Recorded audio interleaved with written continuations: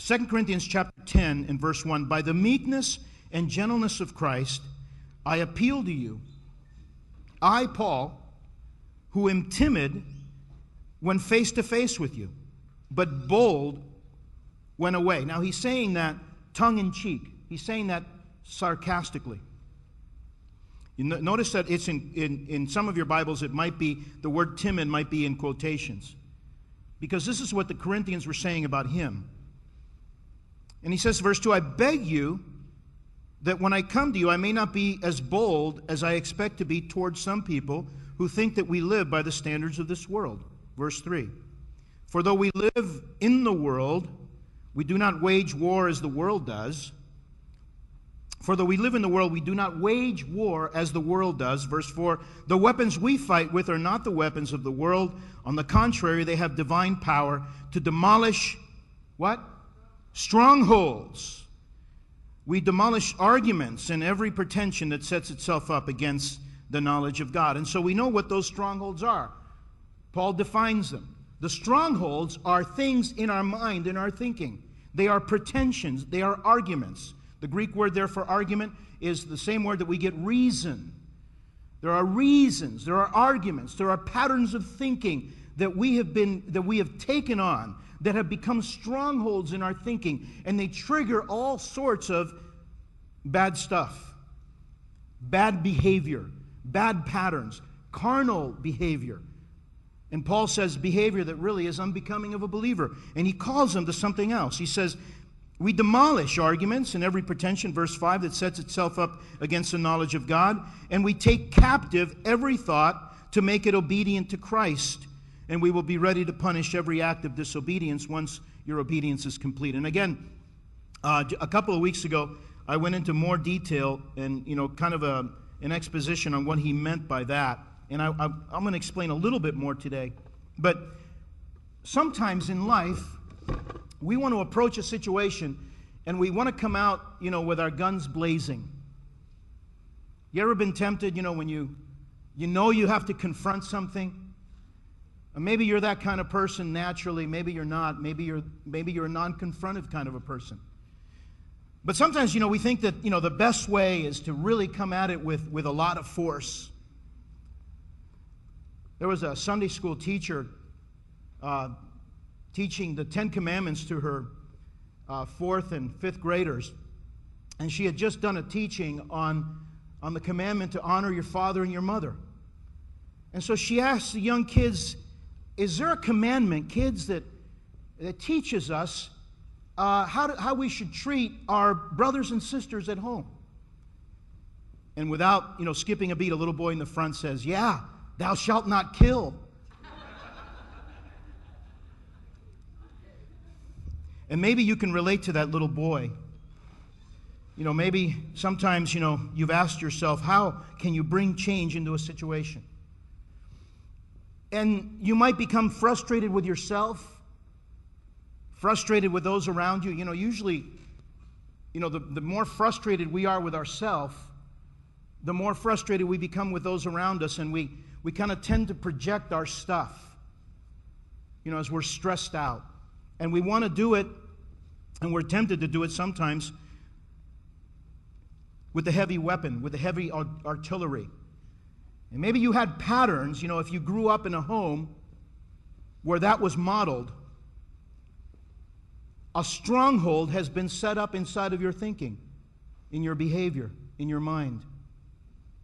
And you say, well, I thought that when we came to Christ, all of that kind of stuff was gone. Shouldn't it have all gone away? Well, Paul here is talking to believers, right? To the church in Corinth. And he's telling them, some of you are thinking like the world. You're not thinking really as followers in Jesus Christ. Sometimes, we can be so frustrated by these patterns, by these strongholds, that we wonder if we will ever change. And maybe you're struggling with that. Maybe you've thought about that. Maybe you said, I tried this, and that. How can I really change? Is it possible to really change? Well, Paul says yes. The Word of God says yes. It says that these strongholds, that these patterns can be demolished. They can be torn down. Every vestige of them can be removed. Now, I want to give you a little background because this chapter 10, there's places, in the Bible that you come to that just kind of jump out at you, and it's a key thing. What is happening in chapter 10? Well, Paul's authority is being questioned. He had written 1 Corinthians to the church at Corinth, and there were some pretty strong things that he said there. He challenged them in the way that they were viewing the spiritual gifts, in the lack of order that they had in their services. He brought some strong correction to the church. And apparently there were some comments that were coming from the congregation. There was some bitterness toward Paul. And in fact, he addresses that. Look at verse 1 of chapter 10. He says, "By the meekness and the gentleness of Christ, I appeal to you, I, Paul." I want you to notice that and underscore that, underline that. By the meekness and the gentleness of Christ. By the way, can somebody bring me, I need an outline. I need one of the programs. I failed to get one myself. If somebody could do me that favor. Oh, that's the flyer. Thank you, the green one. I do want to point that out, that the outline for this message is all here. Most of the verses that we're going to be covering are on here. But there's a challenge here to Paul's authority. Some were questioning his authority, and they were seeking to undermine Paul's words and his preaching to them. And that's not surprising, is it? Because it's still going on today. There's still people that question, 2,000 years later, the authority and the validity of Paul's epistles. But I want to remind you that all Scripture is given by inspiration of God. It reminds me of a story that when I came to Christ, I was just very ignorant. I knew nothing about the Scriptures. And after I expressed faith in Jesus, I continued in some of the things that I was doing as a person that was outside of Christ, as an unbeliever. And I had a relationship. I had a particular relationship with a girlfriend. I was not a Christian. Man, I tried to get this girl saved. I tried by the weapons of this world. I tried reason. I tried argument. I really wanted her so badly to come to Christ, but she wouldn't, and she wouldn't, and she wouldn't. And after a while, it sort of began to drag me down, because it brought me into contact with, people that were into things that were dangerous even for me. I've told you many times about some of the things that I was going through at that time of my life in my early 20s. My struggles really with methamphetamine, which was everywhere on college campuses in the late 70s, and I fell under the spell of that drug as a pre-med student. We used to take it so that we could stay awake. Sometimes I would be awake 48 hours on that stuff. But when I came to Christ, that was broken by God's grace. But there were some things that kind of lingered. And I remember, talking to a friend who was kind of like a mentor and a pastor in my life. And he said to me, you really, Ralph, you really need to make a decision. The Bible says, what fellowship does light have with darkness? And you need to rethink this relationship.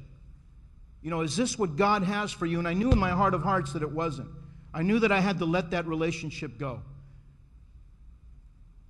And then he said to me, look what the Bible says. And he pointed out that verse in 1 Corinthians, I think in chapter 6 or 7. What fellowship does light have with darkness?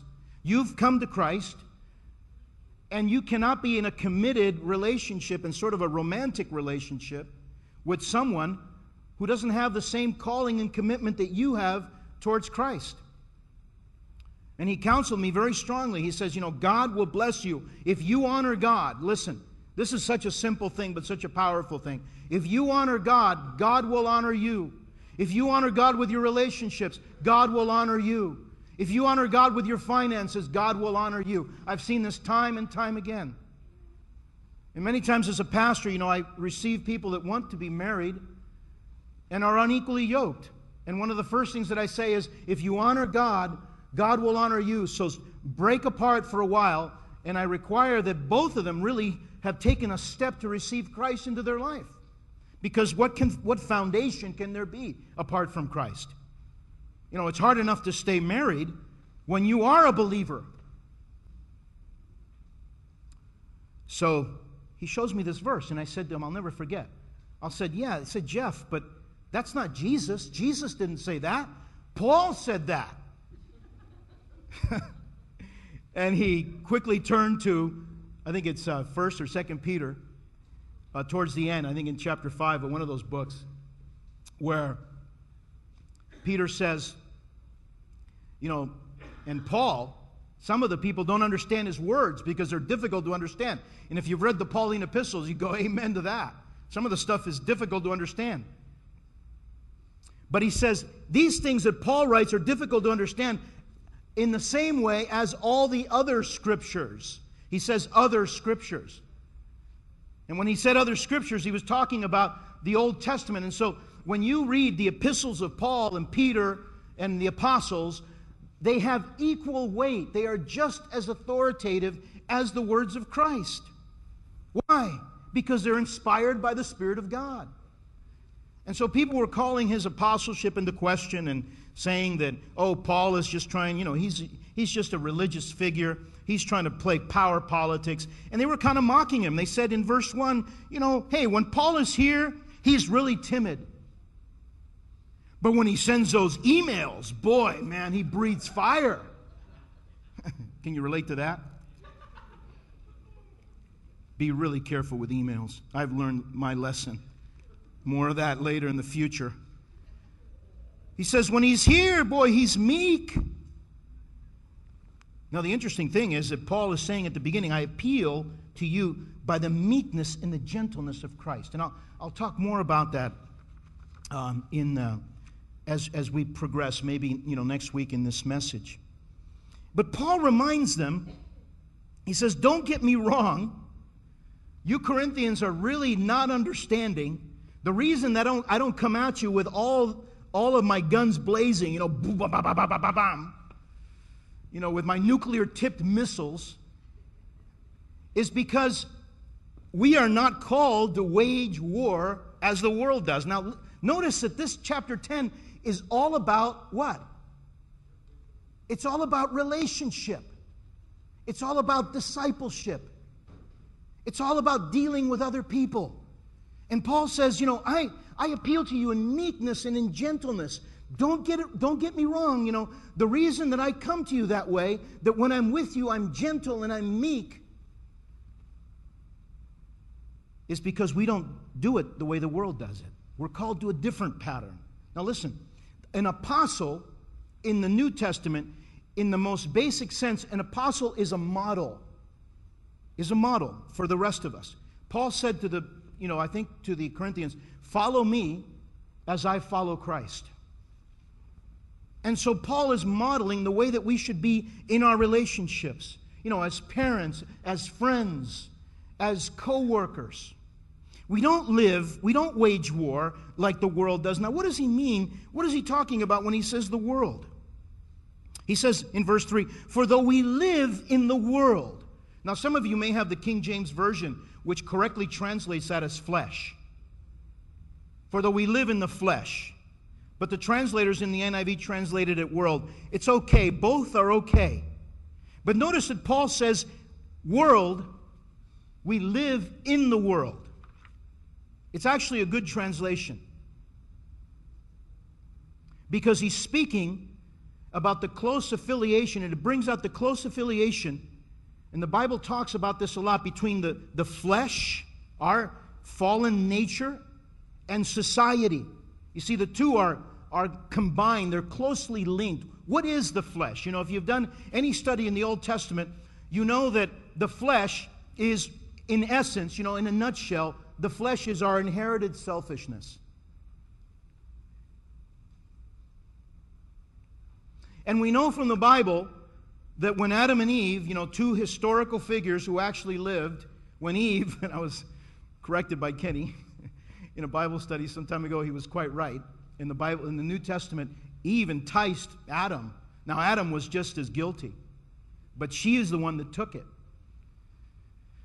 But when that happened, Pandora's box was open, and the Bible says sin entered into the world, and death through sin. Why do people die? Because a corruption has entered into the world through sin. And sin, ultimately, the outworking of sin is death. Why do we deteriorate? Why do we get lines? Because of sin. You say, well, wait a minute. I thought that was undone with Jesus. It has been. It has been. In our spirit, we are being renewed day by day. If you're a believer, if you have trusted in Christ, and if the Spirit of God dwells in you inwardly, you are becoming younger. You're being restored and transformed. Outwardly, you're perishing, but not for long, not forever. Because the day will come, the Bible says the last trumpet will sound. And, the Bible says, beloved, we don't know yet what we will be like, but we know that when we stand before Him, we will see Him face to face. We will be transformed because we will behold Him face to face. Now, right now, we just have a foretaste of that through the Holy Spirit. He is renewing us and restoring us. And I can tell you, in my life, that I can say, without unequivocally, that is happening in my life. Now, sometimes I take 2 steps back. Sometimes I fail. Sometimes I really blow it. But the progressive, the preponderance of the believer is to come forward. We go forward with Christ. And one of the keys, and I'm going to get more into this next week, is our intimacy with Him in worship. It is so vital for that process of inner transformation. But Paul says, don't get it wrong, we live in the world, but we don't wage war like the world does. It's pretty clear that there is something fundamentally wrong with human nature. You don't have to be a genius to figure that out. You don't have to be a rocket scientist. All you got to do is open the newspaper or go to your portal, whether it's Google or Yahoo, and read the news of the day. You see, this is the monkey wrench that came into the machinery of humanity at the very beginning, and we all inherit it. We all get it. And if you're a parent, you know this firsthand. You don't need to teach a baby to be selfish. It just kind of happens. And to prove that, all you got to do is put some 2 or 3-year-olds in the same room with a bunch of toys, and you quickly discover that they are speaking their first words, and that first word is mine. Maya is my son Raphael. That was, I think, one of his first words. My. And remember, if you're a parent, you're trying to teach them to share. Oh yeah, they really take that one on. That's just, yeah, Mom. I'm going to share mine. And it's there. And so the flesh is the tendency in us toward evil. And even as believers, we're in that struggle because there's the vestige of the old man and the new man is there. The new man is getting stronger. The old man is dying. He's getting weaker. But he's dying a horrible death. He's dying a painful death. And it's a slow death. It's a death of crucifixion. So, we don't need to go to private schools to learn how to be selfish. It just kind of comes naturally to us. It just happens. And so Paul says, he's communicating this idea, and if I communicate nothing else in the next 10 minutes, I want to lay a groundwork for what we'll do next week, is that this is the idea that Paul has in mind. We're not acting like other people. He's declaring that there's a fundamental tension in which a Christian lives. We live in the world, but we don't wrestle, we don't conduct warfare as the world does. Now, this is really interesting, because for a lot of people, they say, well, the answer is we got to get away. If I could just get away from the world. And, this is what drove, the monastic movements in the Middle Ages or in the Dark Ages. People said the world is the problem. If I could just break away from my neighbors and those nasty friends that drag me down, I'll solve all of my problems. And so I just got to find a cave somewhere, or maybe if I get into a Christian commune, it'll all be better. That'll be sin-free.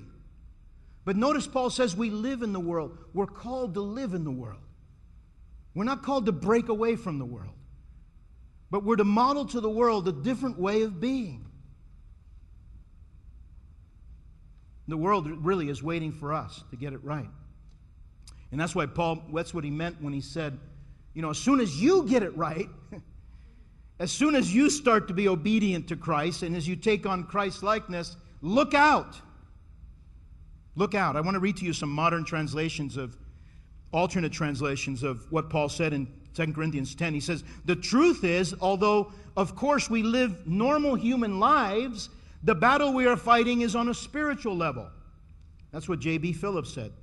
The New English Bible puts it this way. He says, weak men, the translator said, weak men we may be, but it is not as much that we fight our battles. It is not as such, rather, that we fight our battles. We might be weak, but we don't fight our battles that way. One of the best ones I found was in the Living Letters translation. It says this, it is true that I'm an ordinary, weak human being, but I don't use human plans and methods to win my battles. I want to show you something. I'm just going to jump ahead in this outline. If you take it out. And I think I'm going to save, point 5, because we had a video clip that we wanted to do. And we're not able to pull that off today, right? Or are we? We are. Oh, you're ready. Okay. Look at point number 5. What are the weapons that we fight with? And it's interesting. If you read all of chapter 10, you're waiting for Paul to say, call those out. Paul, what are those weapons? Get on with it. Tell me what they are. And interestingly, he just assumes that they know. And over the past few weeks, we've been going through a few of them. And we took it up. We left off last week with the Word of God. And there's some CDs that, for the last 2 weeks, that'll explain that. But the fifth weapon that we find in the Scripture is prayer. And really, I want to highlight unity in prayer. Unity in prayer. Prayer is not preparation for the battle. Listen, prayer is the battle. Prayer is the battle. Prayer is where it all happens. And when the church is united in prayer, powerful things begin to happen. Supernatural things begin to happen. The things that you thought were impossible begin to happen. People that you said, they'll never change, or when are they going to get over that? Those people start to change, including ourselves. We begin to see victory. Look at Luke 11. As Fernando prepares that clip, we're going to show it in just a minute from The Gladiator, one of my favorite movies, The Gladiator. Look at chapter 11 of Luke. Jesus was constantly modeling prayer for the disciples. Constantly. His life just revolved around that. It's centered on intimacy with the Father. And that intimacy included worship, and it included prayer. And it tells us in chapter 11, verse 1, one day Jesus was praying in a certain place. When he finished, one of his disciples said to him, Lord, teach us to pray. And then he goes on to give a model for prayer in the Our Father. And then look at chapter 18. These are just, 2 instances, because you find them over and over in the gospel. But the fact that the disciples asked Jesus for him to teach them to pray shows just how important that was for them. They understood that that was something that they needed to learn, that Jesus did. And so notice that we need to learn how to pray. And who's the one that teaches us how to pray? It's Jesus.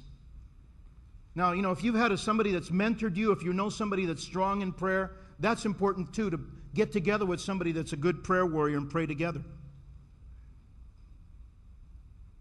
verse 1 of chapter 18, Jesus tells another story here. And he tells, he told his disciples a parable. I want you to look at that to show them that they should, what? Always pray. And what? And what? And what? You see, at any moment in life, we got two choices. We can pray or we can give up. We only lose when we stop praying. But if we pray, we will always win. Because God will always answer those prayers. To pray and not give up. You know, the early church learned that. They had power in prayer. They got together, they prayed. There was unity in prayer. And just quickly, in the book of Acts, look at Acts chapter 1. We talked about this over a year ago, really, when we began to meet as a church on Sundays. We began to study the book of Acts. And in verse 14 of Acts chapter 1, we see the church praying. In fact, Jesus told them, he said, don't go anywhere. He appears to them after the resurrection, and he says, don't go anywhere. Stay in Jerusalem until you receive the promise from the Father. But in verse 14, we find that they were together, they were praying. It says they all joined together constantly. Look at that. Constantly. Say it with me. Constantly in prayer. Now listen, these weren't just, a sign. It wasn't like they didn't have a church calendar that said prayer night. Let's come together to pray. When they would get together, they would get together to pray. They just wanted to. Because they had seen Jesus model this. Jesus had taught it. And so they knew that it was vital. But prayer was a constant thing for them. And we wonder why they turned the world upside down. Why did the church spread so rapidly? Why did 3,000 and 5,000 in the book of Acts come to Christ? Why were they so filled with power? Because they got together and they prayed. And the Bible says in that verse, it says they prayed constantly. And then over and over throughout the book of Acts, we don't have time to look up all these verses, but it says, look at chapter 4, just a couple more. Is it 4:20, verse 4:24? We see another example. When they heard this, they raised their voices together in prayer to God. Verse 32 of that same chapter, chapter 4. And all the believers were look at this, in one heart and mind. Put your finger there, and if you've got a pencil, outline that in your Bible. All the believers were in what? One heart and mind.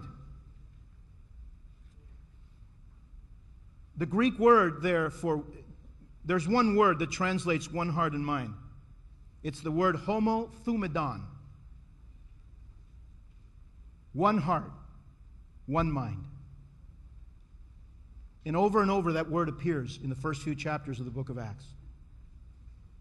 Is it any wonder why that church had such power? Why they moved in signs and wonders the way that they did? Listen, all power flows out of intimacy. All power flows out of intimacy. It flows out of the secret place. It begins in the prayer closet. It begins in our quiet time as we cry out to God. And then as we catch fire, others around us will catch fire. And then watch out, because when the church is on fire, look out. And this is really, this is also, at the center of what God really, the vision that He called us to be passionate in prayer together. And if there's one thing that the enemy comes against more than anything else, it's the unity of the body. Why? Because he knows that if he can spread the people, if he can get them upset at each other so that they can't stand being in the presence of one another, they surely won't pray, much less be in agreement in one mind. And then we've lost the battle. You say, well, so-and-so, they're never going to change. God said, pray and what? Not give up. Not give up. I want to show you this from the movie, The Gladiator. And just let me preface that before Fernando starts that clip. It's a story of a general named Maximus. If you didn't see the movie, how many saw Gladiator? Oh, you all know the story. But this is the scene of the so-called Battle of Carthage. They decided to reenact, to relive the Battle of Carthage that had taken place hundreds of years before that time, when the Roman general Scipio Africanus, after Hannibal had come and just wreaked havoc all over Italy and destroyed one Roman army after another. This guy Scipio Africanus was finally the one that, dealt, a decisive blow against Carthage. And so they're trying to reenact that battle. But I want you to notice what happens if you can hear the words of Maximus that he says to his fellow gladiators, what he says to them. Because what they were facing was absolute carnage. They were all going to be wiped out. That's the way that it should have happened. But something else happens. Watch this. To bring you the legionnaires of Scipio Africanus!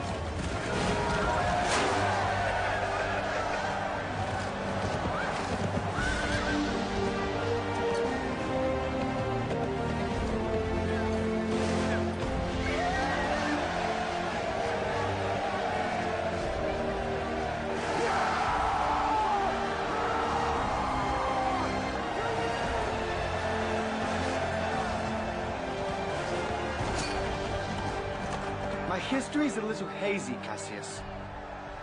But shouldn't the barbarians lose the Battle of Carthage? Yes, sire. Forgive me, sire. No. I rather enjoy surprises. Who is he? They call him the Spaniard, sire. I think I'll meet him. Yes, sire.